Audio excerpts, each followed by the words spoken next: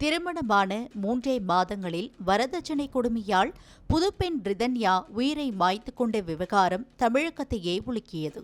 இந்நிலையில்தான் இந்த வழக்கில் முக்கியமான ஒரு திருப்பம் ஏற்பட்டுள்ளது. அது குறித்து விரிவாக பார்க்கலாம்.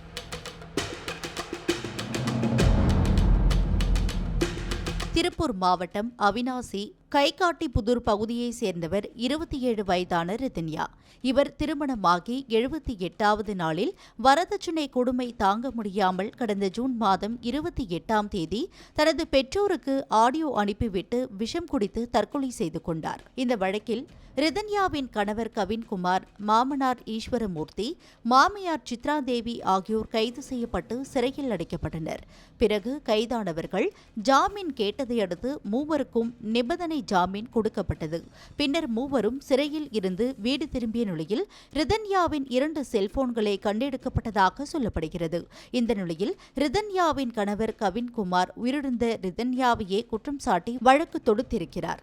திருமணத்தில் விருப்பம் இல்லை என்று தோழிகளிடம் ரிதன்யா பேசிய விவரங்கள் அவரது செல்போன்களில் உள்ளன என்றும் அந்த செல்போன்களை ஆய்வு செய்ய காவல்துறையினருக்கு உத்தரவிட வேண்டும் என்றும் கோரிக்கை விடுத்திருந்தார். இந்த மனு நீதிபதி சதீஷ்குமார் முன்பு விசாரணைக்கு வந்தது. அப்போது கவின்குமார் தரப்பில் செல்போன் குறித்து வாதம் முன்வைக்கப்பட்ட நிலையில் இதற்கு பதிலளித்த காவல்துறை ரிதன்யாவின் செல்போன்களை புலன் விசாரணை அதிகாரியிடம் ஒப்படைத்தால் அவை ஆய்வு செய்யப்படும் என்று தெரிவிக்கப்பட்டது. இதனை பதிவு செய்து கொண்ட நீதிபதி ரிதன்யாவின் 2 செல்போன்களையும் தடயவியல் சோதனைக்கு உட்படுத்தி அறிக்கை தாக்கல் செய்ய வேண்டும் என காவல்துறைக்கு உத்தரவிட்டிருக்கிறார். நீதிமன்றத்தின் இந்த உத்தரவானது ரிதன்யா வழக்கில் பரபரப்பை அதிகரித்துள்ளது. முன்னதாக உயிரிழந்த ரிதன்யா 3 சிம் கார்டை பயன்படுத்தி வந்ததாக சோசியல் மீடியாவில் தகவல் பரவின. இதுகுறித்து விசாரித்த போது ஏற்கனவே ஒரு செல்போனை பயன்படுத்தி வந்த ரிதன்யா கவினுடன் நிச்சயதார்த்தம் முடிந்ததுமே கவினுடன் பேசுவதற்காக 2வதாக புதிய சிம் கார்டை வாங்கியதும் 3வது சிம் கார்டை ஃபேஷன் டிசைனிங் கோர்ஸ் பிசினஸ்க்காக பயன்படுத்தியதாகவும் சொல்லப்பட்டது.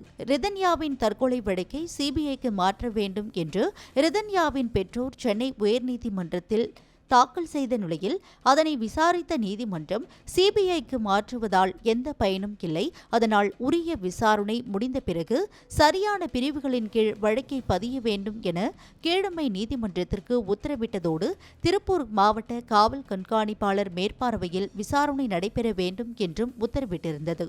இதனிடையே உயர்நீதிமன்றத்தின் இந்த உத்தரவு மகிழ்ச்சி அளிப்பதாக உள்ளது என ரிதன்யாவின் பெற்றோர் கண்ணீர் மல்க தெரிவித்திருந்த நிலையில் தற்போது ரிதன்யாவின் கணவர் போட்டிருக்கும் இந்த வழக்கின் மீது நீதிமன்றம் பிறப்பித்த உத்தரவால் இனி விசாரணையில் போக்கு எப்படி செல்லும் என்பதை பொறுத்திருந்து பார்க்கலாம்.